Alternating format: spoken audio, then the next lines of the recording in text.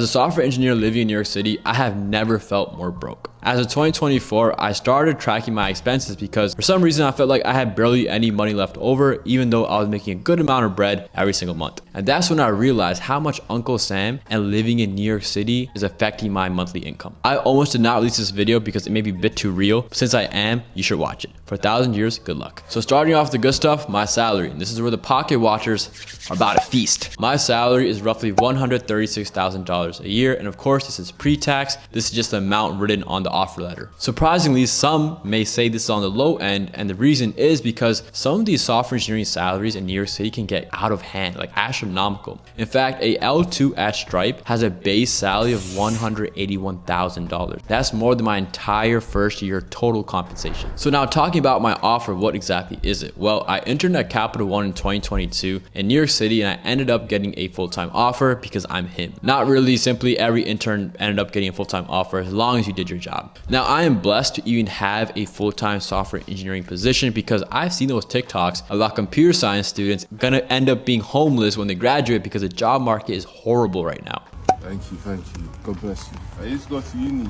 What course? Oh, computer science. And between dev and AI and the current job market, software engineers' futures is looking a little bit grim. But hey, if business majors still exist, we have a fighting chance. So going into my full-time offer for Capital One, it was a $136,000 base salary with a $27K sign-on, which was already taxed. So it ended up being $15,000 and then $1,500 for relocation because for some reason, some companies think $1,500 is enough for relocation NYC. We also get a $3,500 to $7,000 performance bonus at the end of the year, depending on how well we do. So our total compensation ends up to being about $168,000, which is pretty incredible. Again, I feel totally blessed to be able to make this much amount of money right outside of college because I don't really come from money. So this is like, sheesh, until those expenses hit. Okay, now this is where I start getting sad. I finally realized why my parents are always like, oh my God, the government is stealing my money. I experienced that firsthand now. So this is a breakdown of my bi-weekly paycheck. My gross pay is $5,230, okay? And now of that, I put 7% into my 401k, and then there's some other taxes as well that get cut from it. And my net pay ends up being $3,444 bi-weekly, which is $6,888 a month. Cool. Now that is a solid monthly pay for someone who's working in New York City. But that's when the costs come in and bring you back to reality.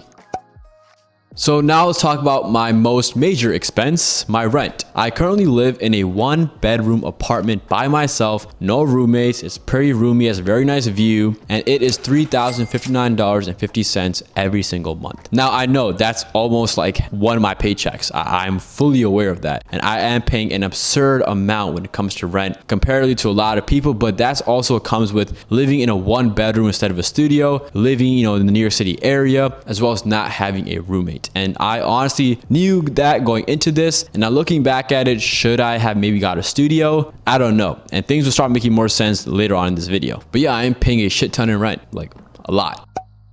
And now we move on to food and drinks. So I do not know how to cook. Now I'll cook breakfast. I can make a good protein shake. I can make scrambled eggs and bread. But when it comes to lunch, a chicken breast is all I can give you. And after that, I'm cooked. I'm literally cooked. And I'd rather just not spend most of my time trying to cook subpar meals that I know I'm not going to enjoy. And as someone, who goes actively to the gym and is trying to bulk up, I need some food and I don't want to eat bad food. Right? I really like eating good food. It's something I'm willing to splurge on. And that's what I do. My monthly cost for food and drink is $671.82. DoorDash, you should thank me and maybe you should sponsor me because I am probably your #1 customer. Amount of times on DoorDash per day is twice, right? So that's an easily like $25 per day that I'm spending on food. I have been getting better with groceries. I usually spend about $120 for every 2 weeks on groceries, and that kind of saves my cost because now I can start cooking more meals, put some frozen food in the air fryer and I can have some nice meals. But other than that, I end up walking to Chipotle, which is like 3 minutes away, or I'll DoorDash some Indian food because there's a lot of food spots next to me that I really do enjoy eating at. But I know I need to definitely bring down my food cost because $671 monthly on just food is insane. Now, just like most people working in New York City, we probably don't use cars. cars, right? We use a subway and we use like public transportation.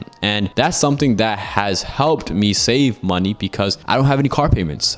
All I have to do is pay the MTA and some subways. So my total cost per month for travel is $348.94. The reason it's that high, considering the MTA just like $2.90, like the subway, for every trip you take on it. I do sometimes Uber places, like I might Uber to the theaters or I might Uber to like a party with some friends, and that kind of runs up the cost a bit, which is why it's not like under $100, but instead it's like $350 almost. But with travel, it's just not too much that I do of it. So maybe this month might be a little bit higher, but most months is probably under $200. Shopping, I did not shop a lot this month at all. I only spent like $44.34. Now, not every month is like this because this is expenses for last month, and this month alone, I've already spent $300 on one shirt. So I almost like tripled the amount of money I spent in 1 month in just one day. So shopping is like hit or miss. Luckily, last month was only $44. I didn't spend much, and that was a blessing because it helped me save a lot of money last month. And now for entertainment, it was only 2 costs this past month, and it was $873.02